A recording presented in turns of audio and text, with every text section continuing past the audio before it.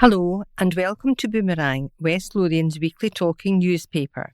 It's Team 2 who are reading for you tonight, and the news is taken from this week's Courier with permission. The readers are me, Rebecca, Joanne and Sarah. Lucky Jane is still on holiday in Mallorca. Diane is doing the recording for us, which we all very much appreciate. Well, we've finished Wimbledon, and now we're looking forward to the Olympics, so I hope you'll all be rooting for Team GB. There's nothing in the news bag tonight, so we'll just go on with the recording. Impossible task to save our centres. Fears for future of local facilities by Stuart Somerville. Towns and villages across West Lothian face losing vital community centres as budget cuts force the council to look to transfer ownership of the buildings to the groups that use them. Management groups at all 38 of the county's community centres are being told they will have to consider taking over their building or taking on a lease. One volunteer in Livingston said that she was having sleepless nights at the proposals. Julie Henderson from the Mosswood Community Centre in Knightsbridge said, "The majority of groups in community centres are council groups. The let would no longer be free for these groups if the centres close. Where would the groups go? This would have a serious impact on the most disadvantaged groups of people. I'm having sleepless nights worrying about the staff who would lose their jobs, the groups that would stop and the kids that would miss out if we couldn't come up with some miraculous idea to raise $100,000 each year. The transfer, which volunteers fear would be hugely disruptive, would shave $1 million from the council's increasingly stretched budgets. West Lothian's Voluntary Sector Gateway, VSG, has warned community groups staffed by volunteers that they would face an impossible task of becoming owners of commercial operations. Council officers met with the management committees last month. The council proposes transfers or the introductions of leasing by the start of the next financial year, with decisions in place by the return of the year.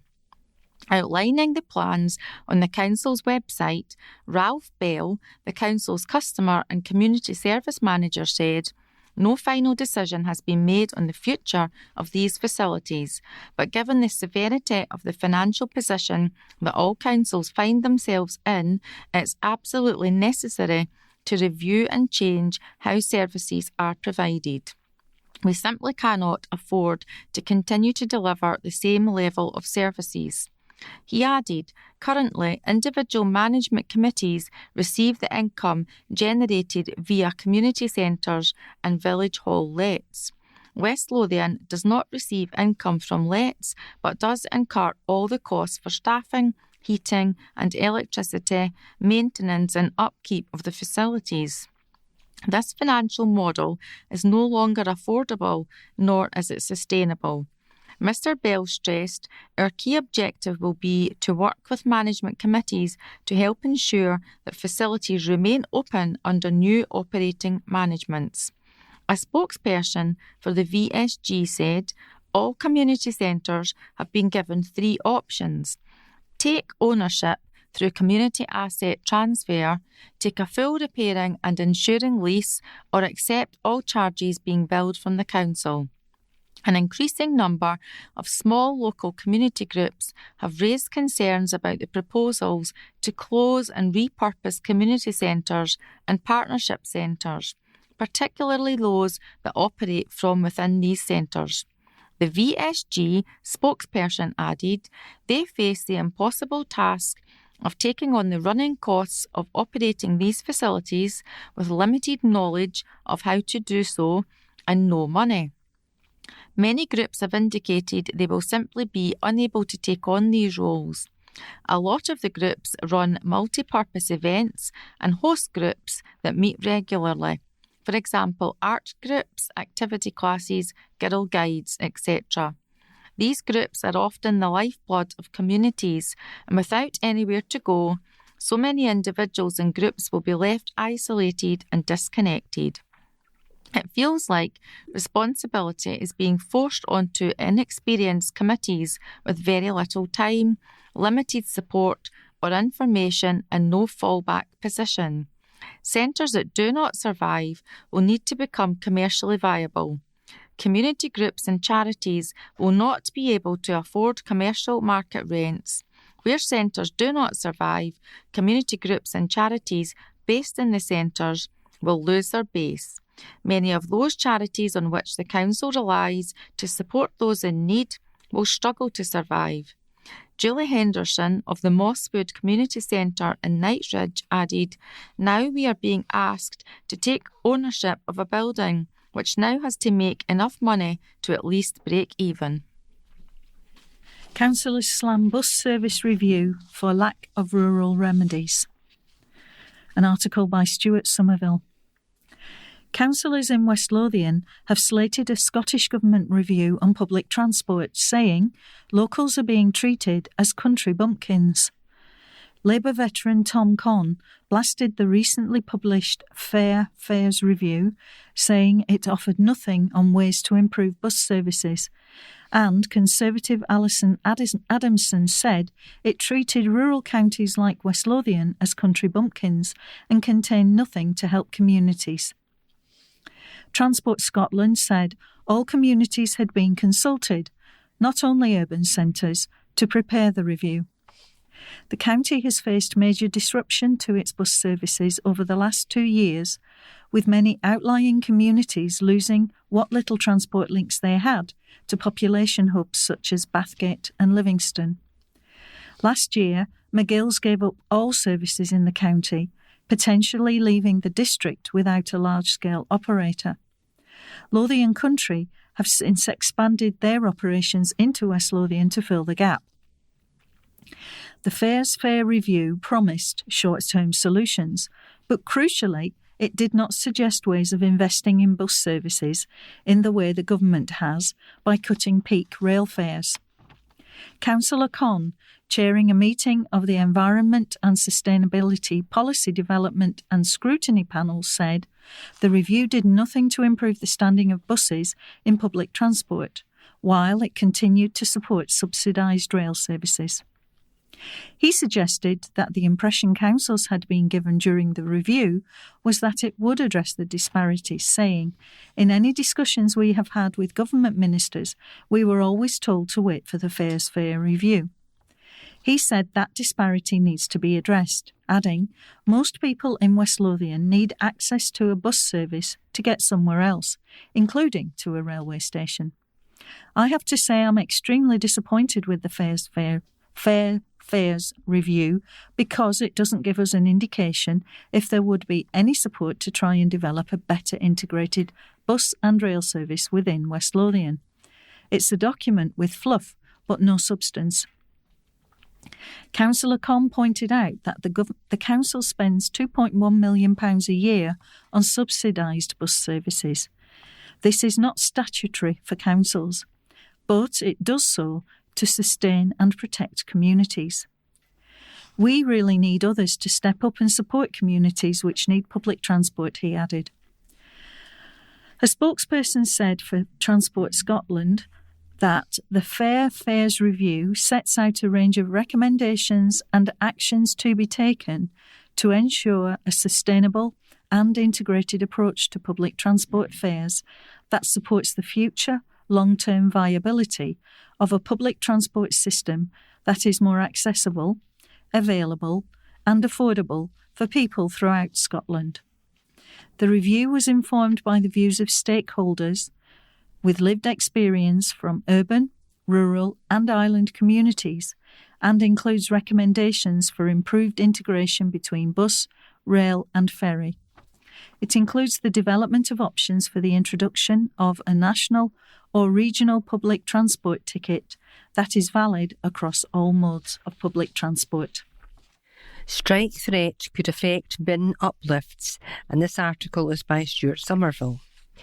West Lothian is one of 16 local authorities now facing strikes by bin men and waste collection staff. Unite rejected the latest offer from COSLA, the umbrella body for Scottish councils, claiming the 3.2% offer, 41 pence an hour, grossly undervalues Scottish council workers. With a late summer of rolling strikes looming, the group representing communities across the county urged a return to talks and a plea to COSLA to reconsider the offer. An offer of £1,290 has been made to council workers in England, Wales and Northern Ireland by the National Joint Council. This equates to a rise of 67 pence per hour, or 5.2% for a council worker earning around £25,000 based on a 37-hour week.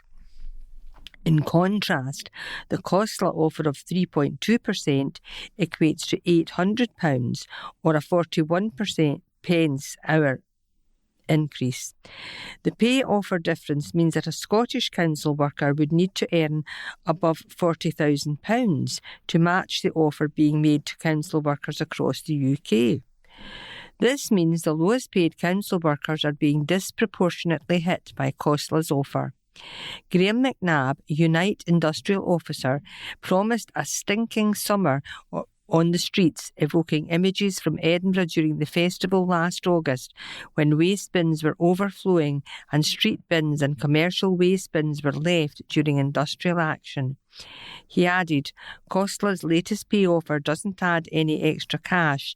It continues to grossly undervalue Scotland's council workers compared with the offer made to their counterparts across the UK. A stinking Scottish summer looms unless COSLA and the Scottish Government quickly sort this out by injecting more cash into a new offer. A spokesperson for the Joint Forum of Community Council feared the effects a strike could have on West Lothian householders. The Joint Forum is deeply concerned about the potential disruption this could cause to essential waste collection services in our towns and villages. We urge both sides to return to the negotiating table and find a fair resolution that prioritises the well-being of our communities and the hard-working refuse workers. A West Lothian Council spokesperson said, negotiations over pay for council staff are conducted nationally between COSLA and the trade unions and cover all local authorities in Scotland. We hope an agreement can be reached soon that will deliver a fair and affordable increase for our hard-working staff. Unite has a mandate for strike action in neighbouring councils. Waste operations staff in Falkirk and South Lanarkshire are among those being reballoted following the rejection of the offer. Reform to challenge at council by-election. General election candidate will stand by Stuart Somerville. Reform UK is to mount a challenge for its first Scottish council seat next month. David McLennan, who contested the Livingston constituency in the general election just weeks ago, will stand in the Armadale and Blackridge ward on August the 22nd. Mr McLennan, 64, originally from West Calder, is one of 7 candidates who will contest the Armadale and Blackridge seat on West Lothian Council.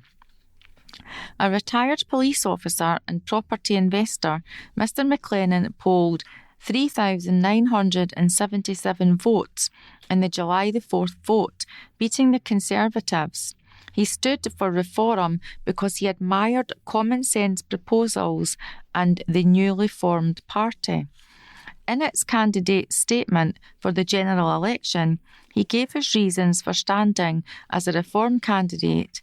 My attention was initially drawn to the housing segment of the Reform contract with the public. The concept of reverting to 2017 tax thresholds, which would incentivise landlords to invest in additional properties, contrasts with the current SNP Green legislation, pushing us towards the abyss and compelling many to sell against their wishes. I then read more of the contract and was impressed by the amount of common sense proposals it promotes, and so I joined. Polling will take place between the hours of 7 a.m. and 10 p.m. on Thursday, August the 22nd, for the election of one councillor to Ward 9, the Armadale and Blackridge ward. The new councillor will replace Stuart Borman, who served the ward from 2003 until his death at the age of 71 in May. There are two other council seats in the ward, one held by the SNP's Linda Kenna, the other by Independent Andrew Maguire. Scottish Labour, the SNP and Conservatives will be joined on the ballot paper by the Liberal Democrats, Greens, Reform and an Independent. Those entitled to vote at this election are those who are aged 16 years old or over on August the 22nd and are registered to vote in the Armadale and Blackridge ward of West Lothian Council. The full list of candidates is Barclay, Keith Allen, SNP, Butler, Douglas Thomas, Liberal Democrats, Hannah, John, Independence for Scotland Party, Mannion, Susan, Scottish Labour Party, McLennan, David, Reform UK, Rafferty, Adam William, Scottish Greens, and Smith, Douglas, Scottish Conservative and Unionist. MP Sullivan swears oath in Commons by Stuart Somerville. It was a memorable moment in a week full of such moments for West Lothian's councillor turned MP. After taking the oath of allegiance in the House of Commons last week, Kirstine Sullivan has vowed to take her work in the community to her new job in Westminster's chamber. Pushing Labour's message for change, she said, people have been struggling for far too long. Ms Sullivan took the Bathgate and Linlithgow constituency for Labour with 19,744 votes in a 28% swing from the SNP's Martin Day.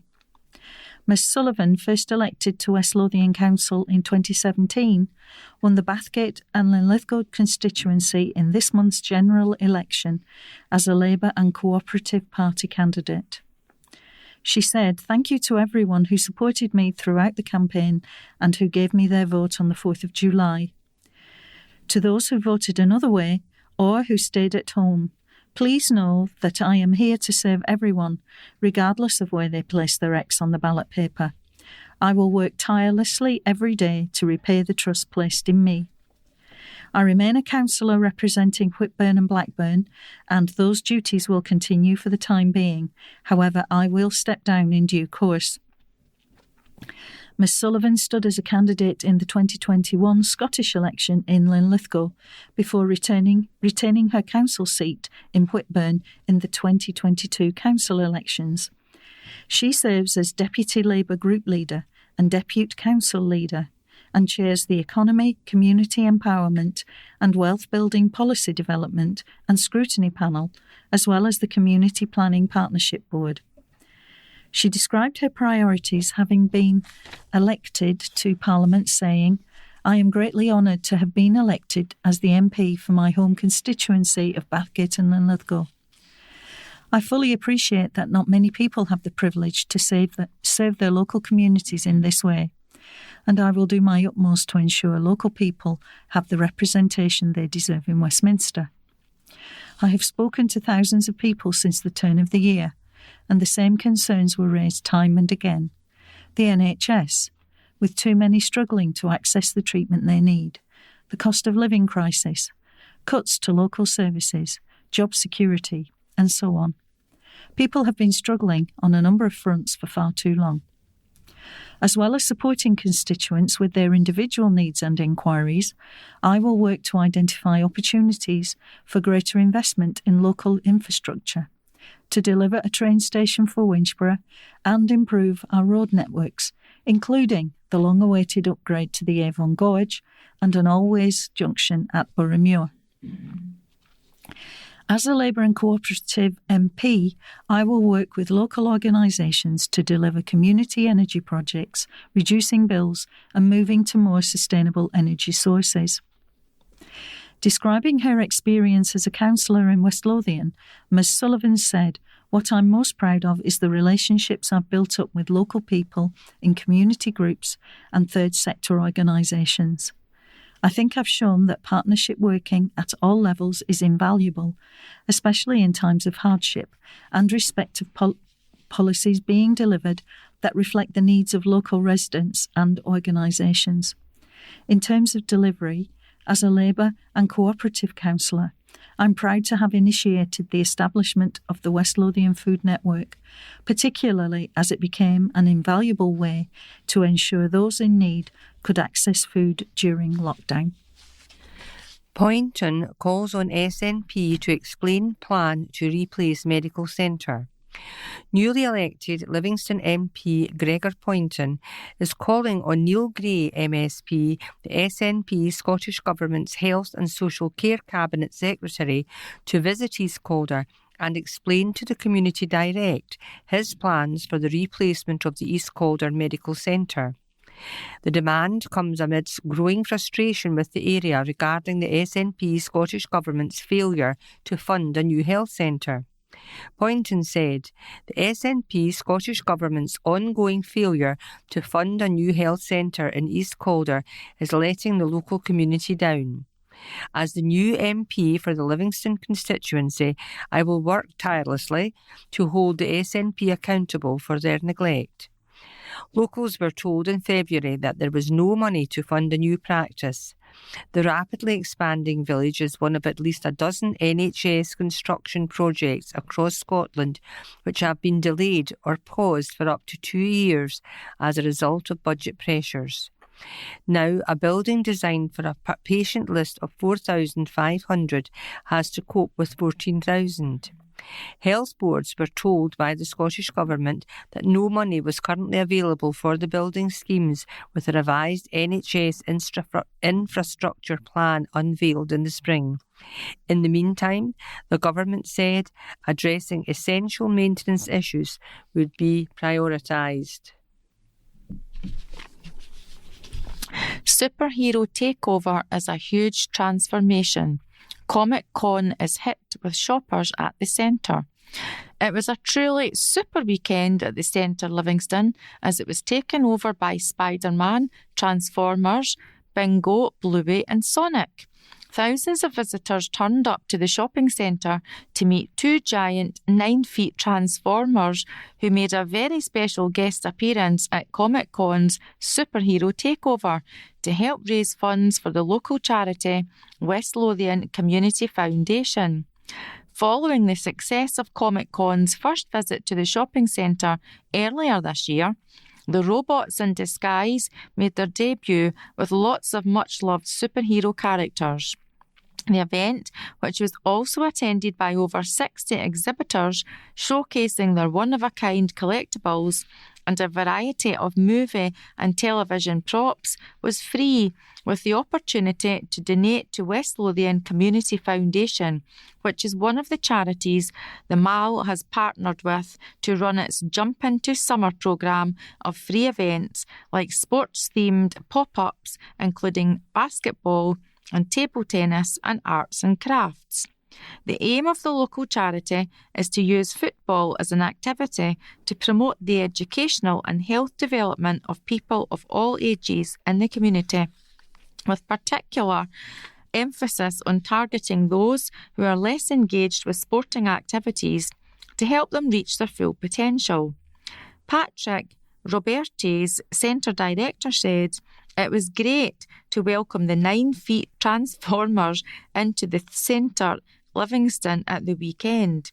The impressive, iconic characters, along with all the other popular comic heroes, were a huge hit with our shoppers, especially the fans and also our retailers and team. It was a great addition to all the other free activities happening all summer at the shopping centre for visitors to enjoy, like sporting, tryout sessions, including table tennis and basketball, kids' exercise classes, also arts and crafts, and a fantastic opportunity for our charity partner, West Lothian Community Foundation, to raise funds and awareness of the great work they are doing." Ian Bonar from BGCP Comic Con said, We are thrilled with our second trip to the Centre Livingston. Great memories were made with our 2 9-feet transformers grabbing everyone's attention in the middle of the shopping centre with lots of double takes. We also had the greatest and biggest meet and greet we have ever organised with Bluey and Bingo on Sunday as people travelled near and far to get a photo with them. Graham Jarvis from West Lothian Community Foundation added, "Thanks to everyone who helped us raise funds over the weekend at the Comic Con event, which was great fun. Every penny we raise as a charity goes back into helping even more people in West Lothian to get fit and active and meet people, which is why we are very appreciative that the Centre Livingston has chosen us as one of their summer charity partners, as it has also given us the chance to raise awareness of all the work we are doing in the community." And there are some lovely pictures attached with this. Shoppers were all smiles as they met famous characters from the big screen. There are huge Star Wars characters behind a selfie of a lady. Transformers, which are robots that can form themselves back down into cars. There are 2 of them, and they are huge, 9 feet, and they're so wide, maybe about 4 foot wide. Blue and red one, and a yellow and black one, and they're standing with a man who's collecting money in a red bucket. And of course, there are Star Wars stormtroopers with their white suits on and their white helmets, and there's quite a scary looking Darth Vader. Looks like an interesting day at the centre. Work starts on £16 million Winchborough School by Debbie Hall. Work is underway to build a new nursery and primary school in Winchborough. The £16 million Hawk Hill Primary School is due to open in August 2025. The new school is required to meet a significant increase in demand for school and nursery places in the area, which is a core development area within West Lothian. Winchborough Developments Limited will fully fund the construction of the 8-classroom school with an 80-place early learning preschool facility, sports pitches, landscaping and car parking. Leader of West Lothian Council, Lawrence Fitzpatrick, said, "This is an exciting project and it's fantastic to see construction get underway. This new school will provide a safe and inspiring learning environment for generations of local youngsters, and that is something very special. I look forward to seeing how the development progresses." John Hamilton, CEO of Winchborough Developments Limited, said, "This project adds state-of-the-art education facilities to the eastern section of the Winchborough Master Plan, ensuring that modern, well-equipped school facilities are now available to families living in Winchborough and those moving here as the town grows. Winchborough Developments Limited is proud to fully support, in the transfer of land and funding commitments, these transformational facilities for primary-aged children, and we look forward to the opening next year." Hub South East will lead on the delivery of the new build single-stream primary school on behalf of West Lothian Council, which will be built by Morrison Construction, with a flexible design from JM Architects that will allow for future expansion if required in future. Ian Bowd, Hub South East Projects Director, said, "We're excited to be marking the start of work on site for this exciting new primary school for Winchborough. This project further strengthens our successful partnership with West Lothian Council, having delivered a number of award-winning projects together, and we're proud to be entrusted with this latest investment in its education estate. As we progress the new Hawk Hill Primary, we will ensure the delivery of an inspiring new learning space for pupils and staff, as well as the realisation of social value through a programme of community benefits during construction." David Ewing, Managing Director for Morrison Construction Building Central, commented, "We are delighted to be underway with our partners at West Lothian Council, Hub South East and Winchborough Developments Limited to deliver another new school for the Winchborough community. As a group, we have demonstrated a strong track record for creating high-quality educational facilities, and we look forward to producing another great school for the staff and students of Hawkhill. And at the top of the article, there's a picture of 5 adults, one with a spade, which is Councillor Lawrence Fitzpatrick, and they've all got hard hats on, and he's supposed to be breaking the first sod, I think. And they're also framed by a couple of very large JCB diggers. We're going to just take a wee break. We're going to bring you the intimations before we start side 2. And I have the deaths. Harkins Tom Armadale, peacefully surrounded by his family in Edinburgh Royal Infirmary on the 14th of July 2024. Tom, aged 70 years, beloved husband of Susan, much-loved dad of Laura, Stephen and John, father-in-law of Gillian and Leanne, and also a dearly loved granddad of Charlotte, Aidan, Lucy, Matthew and Noah. Stuart Isaac, 3rd of the 12th, 1930 to the 10th of the 7th, 2024. In loving memory of Isaac Stewart, a kind and devoted father, grandfather and great-grandfather, and well-known member of the community, who sadly passed away on the 10th of July, aged 93, surrounded by his loving family. Funeral Mass on Monday 29th July 2024 at St Anne's RC Church, Whitevale Street, Glasgow, G31 1QW at 10 a.m. Thereafter to St Peter's Cemetery, Dalbeth. Further enquiries from Cooperative Funeral Care, 116 South Mid Street, Bathgate, EH 48 1DY. Side 2 will start after the music. And welcome back to part 2 of this week's recording. And side 2 will contain some sports news, some main news items, and some pieces from the West Lothian Bulletin. Tributes as Dad Kenny loses his fight with cancer. True gentleman passes away at just 41, an article by Debbie Hall. Tributes have been paid to a beloved West Lothian dad who has passed away aged 41 after a brave fight with cancer. Loved ones have been remembering a popular man, Kenny Ovens, as he passed away this week, describing him as a true gentleman.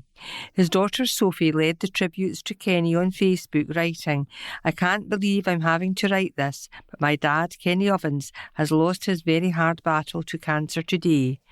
You were such a strong man always, but especially through this time, and you are going to be so missed by many.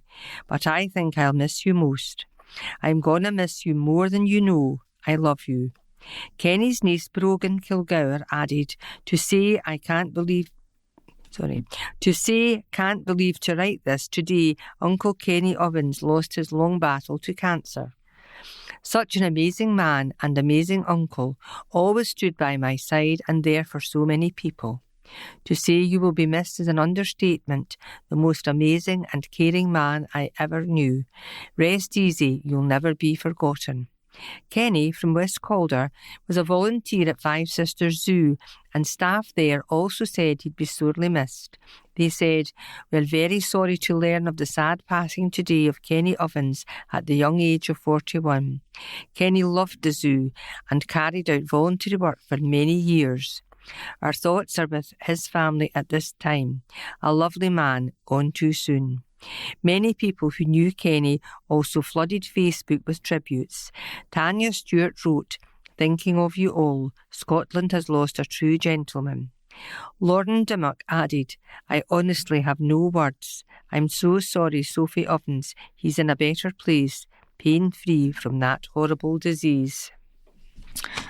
10,000 raised after death of Yampil. A West Lothian zoo that rehomed a bear from war-torn Ukraine have donated £10,000 to a Belgian rescue sanctuary who also cared for him. Yampil, a 12-year-old Asiatic black bear, had been taken to the Five Sisters Zoo in West Calder, West Lothian, before he passed away from health problems. He was found in the Donetsk region after a Russian onslaught in 2022 and was taken away from the war zone. Five Sisters Zoo bosses have now donated £10,000 to the Nature Help Centrum Op Glabik Centre in Belgium, where Yampil was looked after before he moved to Scotland. In a statement, they said, "We would like to express our gratitude for the overwhelming support and comforting messages we have received over the past week. The loss of Yampil will take time to process, but we are deeply thankful for your kindness and encouragement you have shown." Yampil had persevered through so much in his life and was helped by some truly amazing individuals along the way. His story resonated with people worldwide, and while the outcome was not what we had hoped for, we like to believe it will continue to inspire others. That being said, we would like to extend our thanks to everyone who has supported Yampil's rescue, whether through sharing our social media posts, contributing funds and materials for the enclosure, or simply just visiting the zoo. Your support has been invaluable, and it has allowed us to recently make a £10,000 donation to Nature Help Centrum Op Glabik in Belgium, where Yampil received care before coming to Scotland. The zoo added, after additional tests, it was discovered that Yampil was older than initially thought. He had also been battling other age-related health issues. We take great comfort in knowing that during his time at Five Sisters Zoo, he was surrounded by peace and love from our dedicated team of keepers and veterinarians. We appreciate each and every person who has been part of this journey. The Asiatic black bear, also known as moon bears because of their crescent-shaped yellow fur on their chests, are classed as a vulnerable species by conservation groups, with estimates suggesting that there are fewer than 60,000 of them left in the world. Carpetright to close its West Lothian store as 200 set to shut for good across the country. Article by Debbie Hall. West Lothian's Carpetright store is among more than 200 branches closing nationwide. Flooring retailer Tappy is set to buy the Carpetright brand, intellectual property, 54 stores and 2 warehouses in a pre-pack administration deal. As a result, West Lothian's Livingston branch will close alongside another 17 in Scotland. Carpetright, which is owned by Nestware Holdings, filed a notice to appoint administrators earlier this month after struggling in the face of weaker demand and a major cyber attack in April. The company employed 1,852 people and operated 273 stores across the UK before entering insolvency. Administrators said it will retain workers at its head office for the short term as it winds down operations. However, it said 1,018 workers will face immediate redundancy across its stores which were not part of the rescue deal. Zail Hussain, joint administrator at PwC, said the sale of some stores and the brand to Tappy has allowed over 300 jobs to be saved and gives the Carpetright brand the chance to continue and flourish under its new ownership. However, it is deeply saddening that for the remainder of the workforce there will be redundancies. We are committed to helping those affected and will make sure redundancy claims are processed as quickly as possible. West Lothian customers have been advised to know their rights after the announcement. Advice Direct Scotland, which runs the national advice service consumeradvice.scot, has issued guidance to make people aware of their right as consumers. This includes what they might need to do to secure a refund for an unfilled order, as well as what to do if they are in the process of paying for a carpet in monthly instalments. Affected customers can seek help from Advice Direct Scotland in a number of different ways. Free phone on 0808 164 6000 and online web chat and email at www.consumeradvice.scot. For Carpetright employees, advice on employment and redundancy rights is also available from advice.scot by contacting 08 08 800 9060 or by visiting www.advice.scot. Conor Forbes, Policy Director at Advice Direct Scotland, said, "It's important to remember that help is available and anyone who is worried can contact one of our specialist advisors for free, impartial and practical advice." Can't wait to start at our brand new school, and this article is by Debbie Hall. The brand new East Calder Primary School has been completed on time and on budget. The state-of-the-art building was handed over to West Lothian Council by Hub South East and Morrison Construction recently. This will allow staff and pupils to move into the superb new school for the start of the new term in August 2024, with the recently built early years extension retained. A special event was held to mark the occasion, with East Calder pupils and staff joined by some of the key people involved in the huge project of delivering the new school. Leader of West Lothian Council, Lawrence Fitzpatrick, said, "I'm delighted that this superb new East Calder Primary School has been delivered on time and on budget.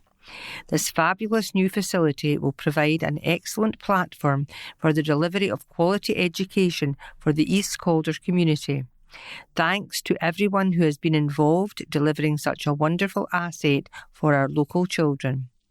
East Calder head teacher Fiona Stewart added, "All the staff and pupils at East Calder Primary are very excited to get into our amazing brand new school. It will allow us to enhance the learning experiences we can offer our children for many years to come." The project was delivered on behalf of the Council by development partner Hub South East, with Morrison Construction as the lead contractor. This is the same partnership that recently delivered the new multi-school Winchborough Schools development, West Calder High School and Calderwood Primary in East Calder. Works to demolish the previous school building and complete the remaining external works are ongoing. Aileen Mackin, Hub South East Project Director, said, "Our successful relationship with West Lothian Council has already delivered a range of inspiring learning spaces, and we are proud to have successfully handed over the latest investment in their education estate. The new East Calder Primary School has a unique design, including a mixture of flexible, collaborative and individual workspaces, and makes excellent use of its surroundings with access to outdoor play and learning spaces. Having seen the smiles on the faces of both staff and pupils as they toured their new building, we're confident it's going to make a real positive difference to the learner journey of its young people when it opens in the new school term." David Ewing, Managing Director of Morrison Construction Building Central, commented, "East Calder Primary School was a truly exceptional project with exceptional results. The teams that worked to create this school should be proud of the work they have achieved.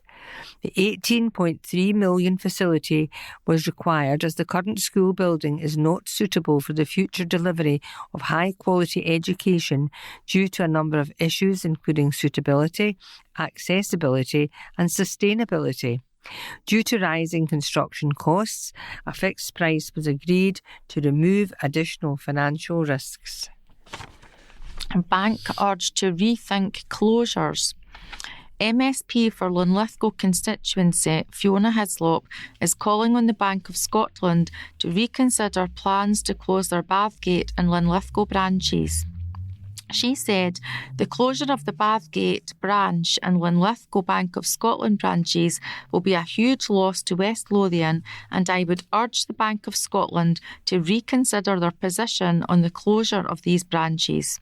The Bank of Scotland Bathgate branch is one of only 3 dedicated banking facilities in the town and is needed by not only local residents but also many local businesses, especially with the Royal Bank of Scotland due to close in September.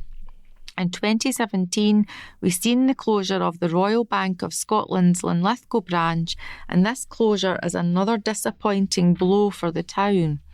Bank of Scotland have advised that a banking hub is planned for the area.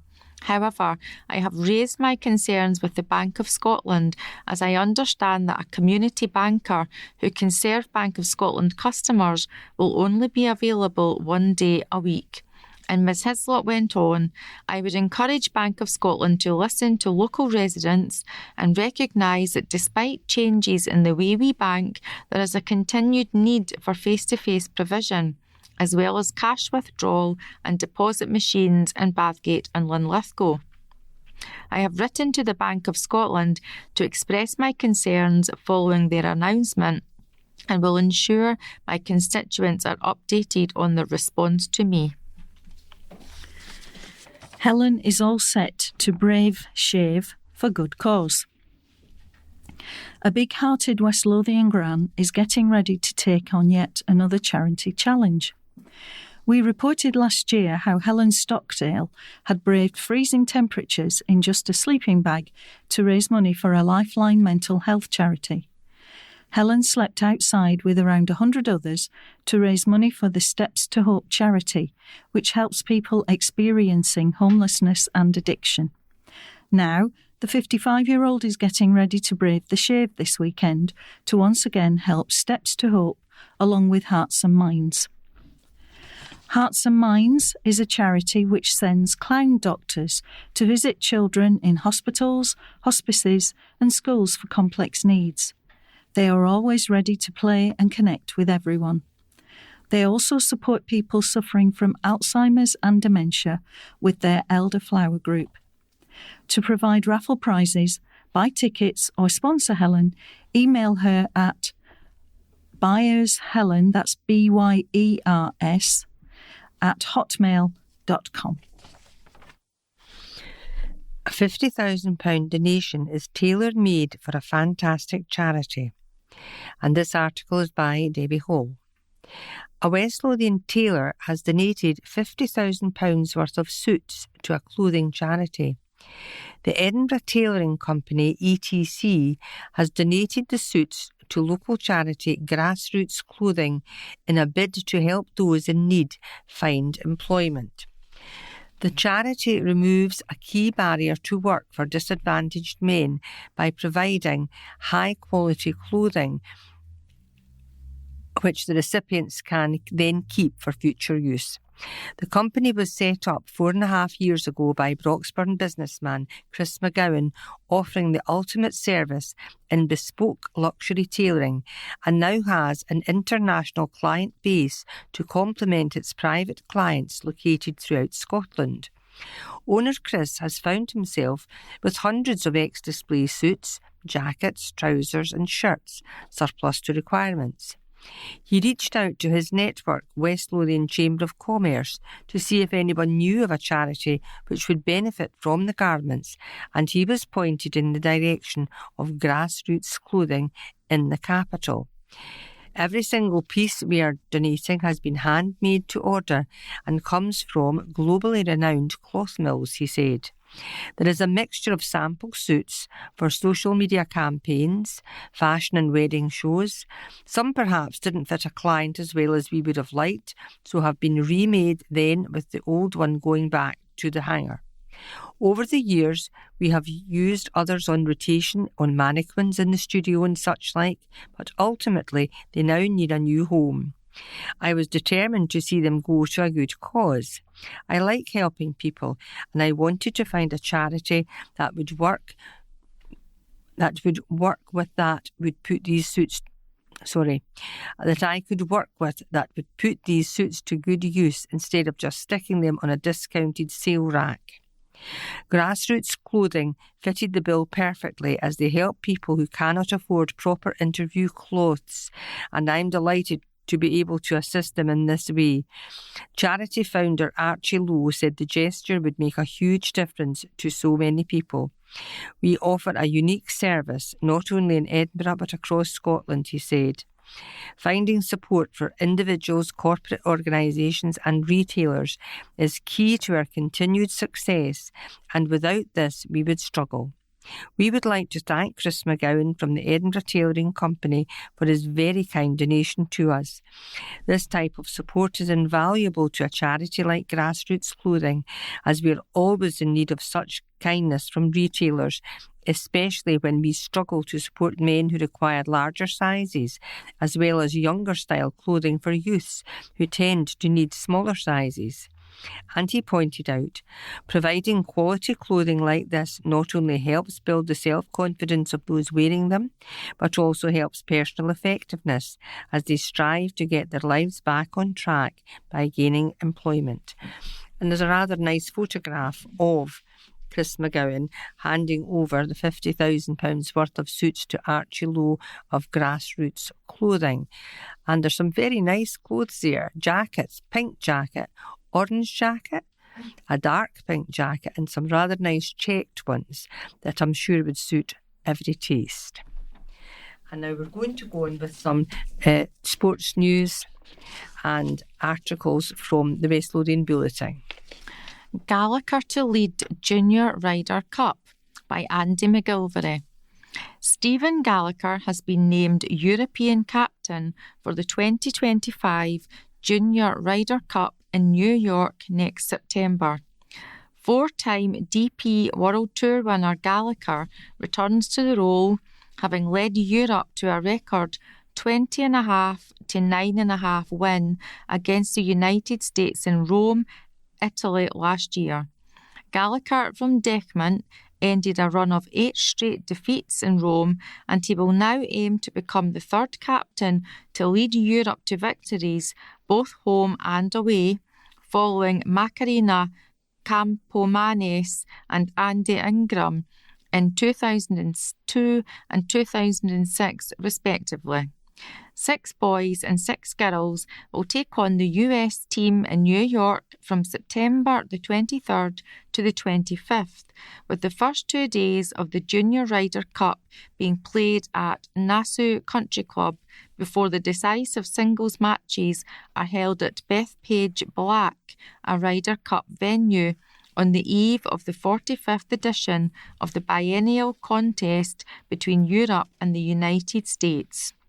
A proud Gallagher, 49, said, "This week I am delighted to have been given the chance to once again lead Team Europe in the 2025 Junior Ryder Cup in New York. It was fantastic to oversee Europe's record victory in Rome last year, and I was so proud of the team and what they managed to achieve. The team spirit was unbelievable, and it is an honour to be their captain once again. I'm looking forward to working with the most exciting future talent in Europe and taking on the United States in New York. The Ryder Cup means so much to me, so to be the junior captain again and have the chance to create bonds with 12 players like we did in Italy will be very special." Gallagher added, "Being a captain away from home will be a tough task, but it is a challenge that motivates me, and I will do everything I can to make sure our 12-strong team will be ready to head to New York in 2025. Gallagher was part of the European team that defeated the United States to retain the Ryder Cup at Gleneagles in 2014 and has set up the Stephen Gallagher Foundation to help and encourage junior golfers in Scotland, and will again lead the European junior team as he continues to inspire the next generation of golfers. Gallagher received an MBE in the King's Birthday Honours lists earlier this month, recognising his services to sport over nearly 30 years. And there is a picture of Stephen Gallagher with a blue striped golf t-shirt on, with a blue cap, and he is swinging his golf club ready to hit the ball. Lions are in pole position as they top group. Livingston head into a final day showdown with Spartans. Article by Andy McGilvray. Livingston have put themselves in pole position to win Group E of the Premier Sports Cup after beating Cove Rangers 2-0 on Tuesday night. The Lions have 9 points out of 9 as they head into a last-day showdown against second-placed Spartans at Almondvale on Saturday, knowing a win or a draw will take them into the last 16. A Finlay Murray own goal was added to by Liam Soule with 4 minutes left at the Balmoral Stadium, his second goal of the competition. Boss David Martindale says strikers are the key to championship success this season, and he's still keen to get one more in the door while shipping at least 2 players out. He has spoken to 3 players, he says, and told them it would be in their interests to move on, which would free up cash to bring in an attacking player. Another striker would provide competition for places that Martindale felt he didn't have last season. He told Livingston's website, "We're probably looking to move people on. I've spoken to 3 and they're great guys. I'd like 2 out of the 3 to move on elsewhere, and that maybe opens up a bit of the budget for someone else." I think that's kind of where we are just now. For me, we've got 2 positions all over the park. We've covered that, but what I've found is that the difference in these games can genuinely be the top end of the park. I'd rather bring in another striker because it's competition for places, and I felt we liked that for large stages of last season. Livingston beat Dunfermline 1-0 in the Premier Sports Cup on Saturday in a dress rehearsal for their league opener on August the 3rd, and Martindale warned that they're not going to have it easy. He said, "Just because we've come down from the Premiership, people have expectations, but I've got a whole new squad. It's not Livingston that was in the Premiership, it's Livingston that is in the Championship, with players roughly at that level just now. But people expect us to go and dominate games. How many times did we do it in the Premiership against teams with far bigger budgets and far bigger clubs? We got 3 points, a great goal, a couple of good chances. We're creating chances. So I think there's a lot to be thankful for, and the boys should take a bit of credit for that. But there wasn't a lot in the game. Box to box, I don't think there was a hell of a lot. Albeit, I think we get the better entries and chances and have to do better with them. I think that's going to be this league. We've got each other to play another 4 times, so that's just football at this level for me. We'll deal with Dunfermline when we've got to deal with Dunfermline the next time they come here." Martindale's aim was always to win Group E of the Premier Sports Cup, and he reckons they have given themselves a great chance to do just that. He says, "I think we're going to qualify. It's not going to be easy, and we probably need to freshen it up a wee bit because going Saturday to Tuesday, I think it's a wee bit early in the season for that. There are boys who have not played at this intensity for 90 minutes for God knows how long. Some have missed a pre-season. It's in our hands, so we should qualify, and for me that's what it's all about." Assistant boss Brian Rice echoed those thoughts after full time at the Balmoral. He said, "These games can be very difficult, but the main objective was to go into the last game and be in with the chance of qualifying, and we've done that. We had to be patient. We got the early goal, which gives a wee bit of confidence to play. But we need to take care in the final third and do a little bit of work on that. We'll prepare properly for Saturday. It's a game we've got to win. And I keep saying to the lads that you get judged on every game you play. Spartans can still qualify, so it's all to play for." Rose ready for league kick-off. John Miller admits Linlithgow Rose may need to rotate their squad with a hectic start to their Lowland League campaign. Rose kick off their campaign at Berwick Rangers on Saturday, followed by a derby clash against Broxburn Athletic the following weekend, and host Hearts B on August the 6th. With an East of Scotland qualifying cup second round clash at home to Haddington Athletic on July the 30th, it's a hectic start.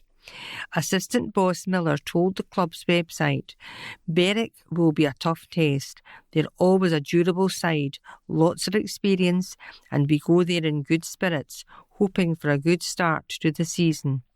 But I think the Lowland League proved last season that there's no easy games.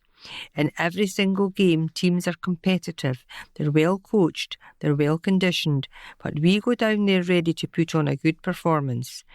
I think we've then got Broxburn Athletic and Hearts B thereafter, with a Haddington Cup game in there as well. It's a really busy start to the season. We need to use the full squad, rotate the squad, and make sure we keep everyone healthy. Rose warmed up for their opener with a 4-1 win at Tayport, and Miller said it was a great run out on a big park against a very game Tayport side. Broxburn United. Summer of Fun for Hundreds of Kids by Debbie Hall. Summer camps at Broxburn United Sports Club have been running all through the summer holidays and will continue to August the 9th. Over 600 kids have booked into the sessions, enjoying football, multi-sport activities and robotics camps.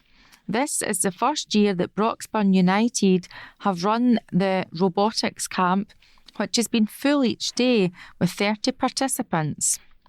The camps are great for the development of skills for children. They encourage great social interaction, and the youngsters develop great friendships. From a parental and family viewpoint, the camps are affordable, £15 per day when compared to childcare, and allow parents' families to go to work and continue as normal, knowing their child is being looked after by qualified staff. The club have also given away free spaces to over 100 children across all 3 camps, thanks to funding they have received from the Scottish Football Association through the Extra Time project. They have now been given an additional 12 months of extra time from the SFA and Scottish Government, and the project is going to be extended after the school holidays and will provide curriculum and after-school support and activities such as football, cycling, multi-sport activity, a Lego club, robotics club, life skills, nutrition and finance and hygiene, boxing and adaptive judo club. This will target over 150 children on a weekly basis from August 2024 to May 2025. Gareth McKenna, the club's Chief Operating Officer, said, "Our summer camps provide a fabulous social, educational and healthy lifestyle environment for so many children. They support many families continue as normal during the summer holidays, knowing we provide a safe and professional environment for their children." Gareth continued, "We are extremely grateful for the additional funding from the SFA and the Scottish Government, which will allow us to support over 150 children on a weekly basis in activities such as football, cycling, robotics, Lego, boxing, education classes in nutrition, finance, hygiene, adaptive judo and many more. Our programme will be launched in August 2024 and be held every week until 2025. And there are some lovely pictures with this. There are a picture of, and this is quite nice because it's mixed sex playing football. There's like a wee girl playing against 2 wee boys, and she's actually beating them in this picture. She's got a yellow bib on and the boys have got orange bibs, and she's doing a great tackle to get the ball off them. And the robotics club looks amazing. There's a lot of children sitting round in a circle with some of the adult leaders with blue t-shirts on, and there is what looks like a robotic dog in the middle of the circle. It's got 4 robotic legs and a very strange looking robotic face, but the kids look really interested because in one picture this robotic dog is sitting up on its back legs as if it's begging. It's got its 2 front paws out and it's begging or giving a paw. And there's another picture of all the children together from all the different clubs who've got all different coloured football tops on, and they're all smiling and they're all giving a thumbs up. and one wee boy at the front is holding the ball. And there are other really lovely pictures of the children playing with robotic toys that look like wee cars, and other children who are being shown how to do things by it looks like a junior teacher. He's just a young looking guy with a blue t-shirt, which I'm sure they'll like because it's somebody closer to their own age. Family's tribute to victim of fatal crash. A 38-year-old man has been arrested and charged following a fatal road crash in Blackburn. The incident happened around 7:15 p.m. on Friday 12th July on Bathgate Road. An 81-year-old man, William Brown, was taken to the Royal Infirmary of Edinburgh and died on Tuesday 16th of July. The 38-year-old man will appear at court at a later date, and a report will be submitted to the Procurator Fiscal. Mr. Brown, who used a walking frame, was allegedly struck by a motorcycle. Emergency services attended, and he was taken away to the Royal Infirmary of Edinburgh, where he died.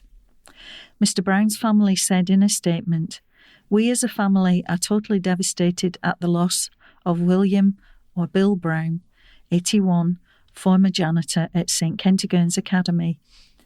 Bill was a loving family man who was a well-known and respected member of the local community."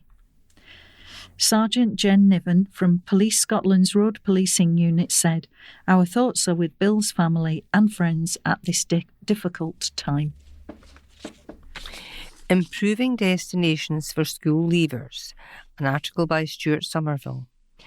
New partnerships between local businesses and high schools are aiming to improve positive destinations for all school leavers. Councillors learned about extra work being done on hearing that 94.1% of the more than 2,000 who left school in June 2023 had gone into positive destinations by October last year. Across most West Lothian high schools, around 30 to 50% go on to higher education, with others going into further education and employment. And while the numbers out with these three categories remain small, developments aim to shrink their numbers further. Details of a range of projects designed to improve chances for school leavers were revealed at a meeting of the Education Policy Development and Scrutiny Panel shortly before the summer holidays. They include new funding to enable each school to appoint a Developing the Young Workforce Coordinator with responsibility for improving links between the school and locally based employers, continuing to help influence the curriculum and link it to the world of work. The figures come from Skills Development Scotland, SDS, and provide an overview of what happened to last year's school leavers in West Lothian. Education for Work Officer Stuart Mackay, who delivered the report, said the figures were designed to give a headline overview of the leaver results. There were 2,132 school leavers from West Lothian secondary schools in the 2022-23 dataset. This was a drop of 53 leavers when compared to the previous year.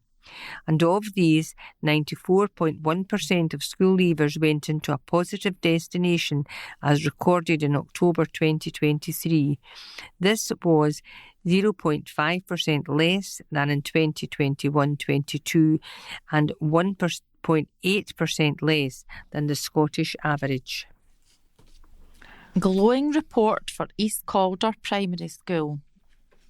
Pupils and staff at East Calder Primary School are reflecting on a very positive report from Education Scotland inspectors.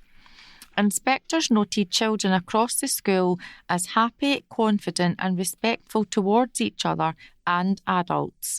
Pupils have a genuine interest in their learning and benefit from many valuable opportunities to achieve success and develop a wide range of skills. They also observed a strong commitment from the school's staff team to improve their skills and knowledge. This culture of professional learning and shared values is enhancing approaches to learning, teaching and assessment. In March 2024, East Calder Primary School became the first school in West Lothian and one of the first schools in Scotland to achieve the Endorsement Digital Schools Award from Digital Schools Award Scotland. This award recognises the school's continued and sustained strength and developments in their digital learning and teaching. Head teacher Fiona Stewart said, "I am thrilled to see our pupils and staff have been regarded so highly by inspectors during their visit to East Calder Primary School. We are extremely proud of all within our school community and are looking forward to the next part of our school improvement journey as we move into our new school building. It's an exciting time for the school community with work on a brand new replacement East Calder Primary School well underway. The new school is being constructed adjacent to the existing school in Langton Road, East Calder, with pupils and staff scheduled to move in for the start of the school session in August. And there's a nice picture of some of the school children who are standing wearing grey and white uniforms. Some of them are holding wee teddy bears at the front, and they have got a big sign of East Calder Primary School, and they're standing very proudly with their award beside the head teacher. St Kentigern's Academy girls are Cyber First Scottish champions. St Kentigern's Academy's S2 girls were invited to participate in a UK-wide cyber competition run by the National Cyber Security Centre. This is part of GCHQ, and the competition was sponsored by Morgan Stanley. The girls formed teams of up to 4 members and solved a range of coding, logic, and encryption puzzles, and were competing against schools from all over the UK. This year, 28 S2 girls from St Kentigern's took part.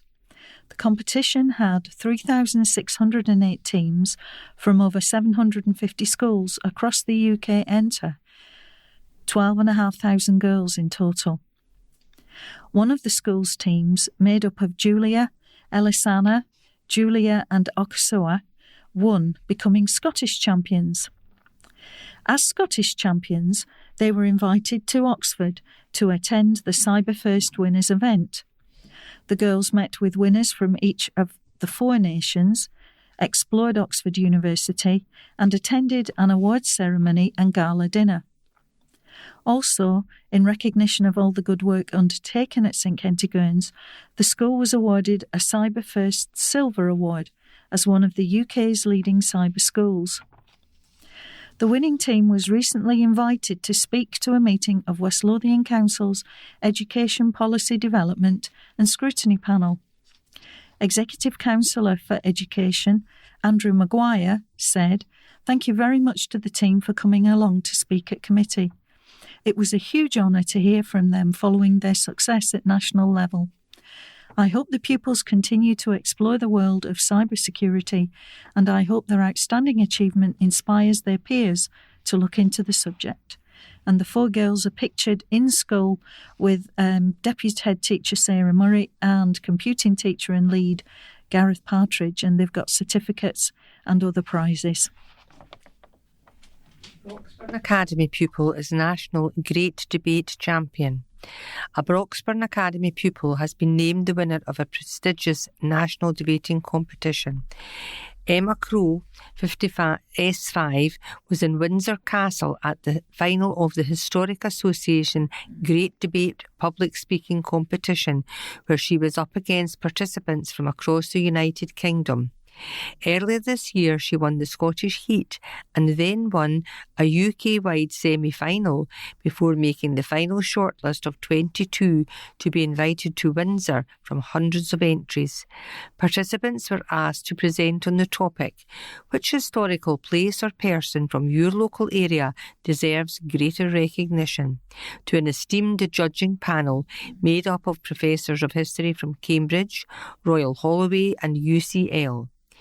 Emma's talk was a fascinating story of Mary Patterson, who was one of the victims of the infamous grave robbers and murders of William Burke and William Hare in the early 19th century. She wowed the judging panel and was named as overall winner, and in doing so became the first Scottish speaker to win the award since 2008. And she is pictured with her friends and one of the judges, and she's looking very proud. Key investment in council homes. 8.2 million will be invested in council housing upgrades this year. Planned work includes the installation of new kitchens and bathrooms, window and door refurbishments and renewals, stair upgrades, fencing programmes and another of other types of repairs. Currently, 82 council properties in Bridgend have been benefiting from window and door refurbishments, renewals, and a further 102 properties are planned. There are 377 properties set to receive full window and door upgrades this financial year. Windows and door upgrades are essential to keep properties in compliance with the Scottish Housing Quality Standard, SHQS, and contribute towards meeting Energy Efficiency Standard for Social Housing, EESSH.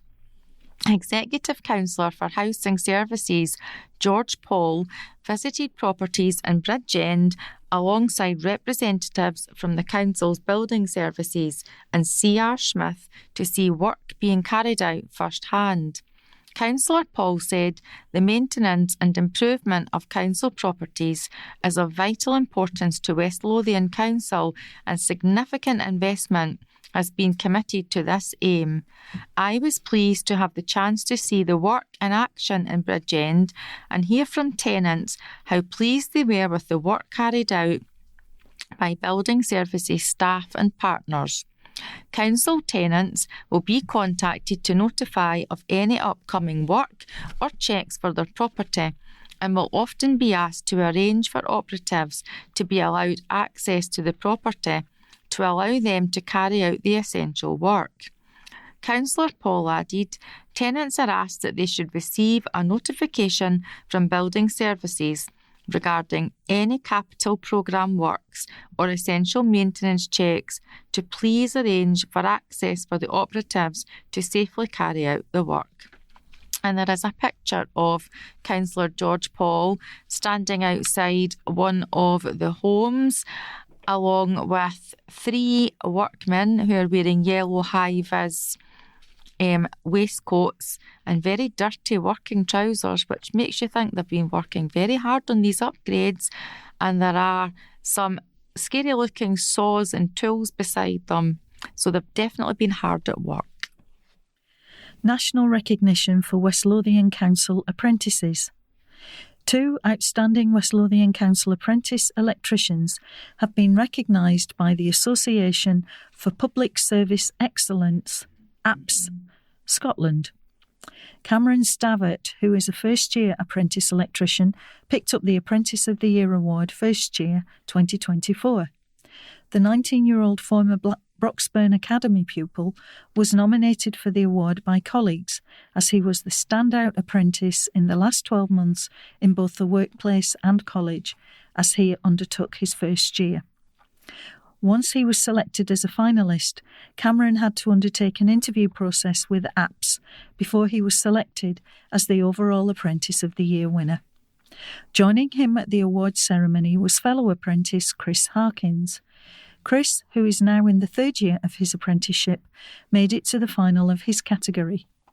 The former St Kentigern's Academy pupil is no stranger to recognition, having been a previous APS award winner during the 2nd year of his apprenticeship. Well, we've now come to the end of this week's recording, and we hope that you've enjoyed it. When you finish listening to the recording, can I remind you to place the USB stick back in the wallet, reverse the label so the cutout corner is at the top right-hand side, and post it back to us as soon as possible. So it's goodbye from me, Rebecca. Good night from me, Joanne. And good night from me, Sarah. Good night.